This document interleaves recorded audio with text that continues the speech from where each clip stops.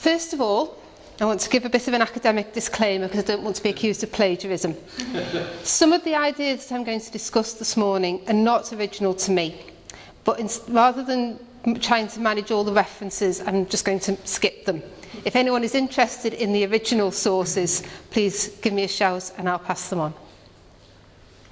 Today, I'm reflecting on this building as a sacred space. I will also be taking a bit of a fresh look at the concept of Servicescape, which was one of the major themes of my master's dissertation, also available if anyone's interested. As we all know, this building is not only used as a place of worship. I will argue that it is also sacred when it is being put to other uses. I'm not going to be talking about, is the church the building or the people? Clearly, this building would have little purpose as a church if there was nobody here to worship. Equally, the people, all of you, who identify as St Bride's people, need somewhere to meet. So today we're focusing on the building and whether or not we regard it as a sacred space. I've always loved this building. I love its simple elegance and the fact that it doesn't look much like a church from outside. The only thing I miss about being a church warden is the amount of time I spent here alone. I've always felt a real sense of presence here, some warm and friendly spirit that welcomes people in. I love the fact that it is used every day to further the work of God's kingdom, even if other users wouldn't put it in those terms. For me, faith isn't something God's people only do on a Sunday, and it's only right that the building reflects that. A number of years ago, I had a conversation with another member of the congregation that went something like this. There's a real lack of sacred space at St Bride's. Me, very surprised. I think it's all sacred space. But there's too much busyness, too many things going on. Me, I think it's that busyness that makes it sacred. The things that happen here are the work of the kingdom.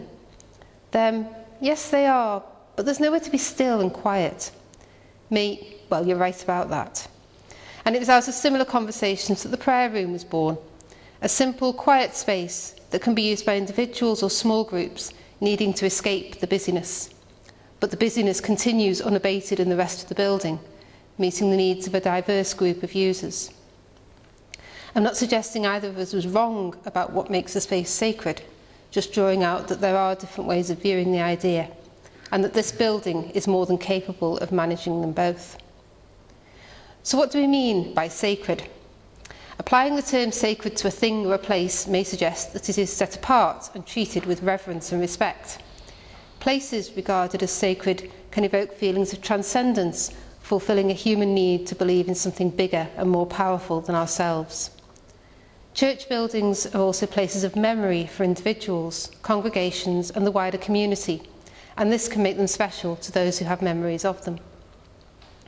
But the sacredness of a particular space also arises from its association with God and being used for religious or holy purposes. It is not only sacred when it is set apart, treated with a respect that may even seem to verge on worship at times. It is also sacred when used for God's purposes. Church buildings are created to support an organised communication between humanity and God, combining elements of the theological and the practical to reflect divine purpose. Here, we have a building that is used for many different purposes, apart from as a place of worship. And over the years, it has been changed and altered to make it easier to fulfil those purposes. Surely, we cannot reflect divine purpose more clearly than when we provide a place where God can be known through feeding the hungry, welcoming the stranger, and the little children.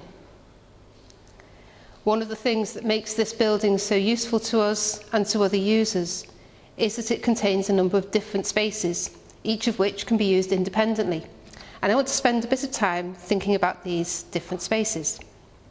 Let's start with the differences between the prayer room and the space we're in at the moment. One is small, secluded, and has only a few chairs. The other is large, open, has lots of chairs and more people than would fit in the prayer room. Knowing that, what sense do you get of the purpose of each space? Do both feel sacred to you? Now, I want you to think about some of the differences between the way the furniture is arranged in this space today and how it might be arranged on, say, Thursday afternoon when the food bank are in. Now the altar is drawn forward, but then it will be pushed back. Also, the chairs won't be arranged as they are at the moment, and there will be a lot more people. Again, what does that tell us about the purpose of this space at those different times? Can both, or either, be seen as sacred? In thinking about some of the different purposes to which the spaces within St Bride's are put, we have thought about the different servicescapes that the building contains. Servicescape is a concept that describes how the environment within which a service is produced and received impacts on the experience of both producer and receiver. Furnishings, decor, signage, physical objects all make up the servicescape and offer clues to visitors as to what the purpose of the space is. The term is usually applied to shops, restaurants, businesses, places that produce services. But as soon as I first read it, I saw how it could be applied to St Bride's. And of course, I love the pun on the word service. This is a place where both religious and non-religious services are offered. We deliberately used that concept to inform our approach to refurbishing this space. When we decluttered it and renewed the flooring, we wanted to provide each set of users almost with a blank canvas on which they could put their own stamp, for at least as long as they're here. They have a clear rectangular space and furniture that is easy to move around and arrange in any way that suits their purpose. They also have a floor that is easy to keep clean and safe. Our discussions about the main space have also been shaped by Servicescape ideas. How do we want that space to appear? What does the arrangement of the chairs say about us to newcomers? How do we embody ourselves as a community through the placement of furniture? Servicescape says that's possible. As a small aside, our work with appreciative inquiry also supports these discussions. At its best, the Servicescape should embody the ideals and purposes of the organisation. The first step, therefore, is to understand our ideals and purpose. So what can we say about St Bride's building as a sacred space? I'm the first to admit that there is a time and place to be quiet, to set ourselves apart from the world, to reconnect with the divine in solitude. But I believe there is also a time and a place for action, to do the work of the kingdom, to connect with others, to connect others with the divine through practical support. And for me, that's what's so special about this building, that it can hold all of these things and still feel like a sacred space, a sacredscape. Some questions. Don't feel you have to memorise them. Feel free to discuss whatever you choose, but you might want to think about what kinds of places you find sacred and why. Where or when is the sacred space for you at St Bride's? And in what way does the busyness of St Bride's building help or hinder your sense of its sacredness?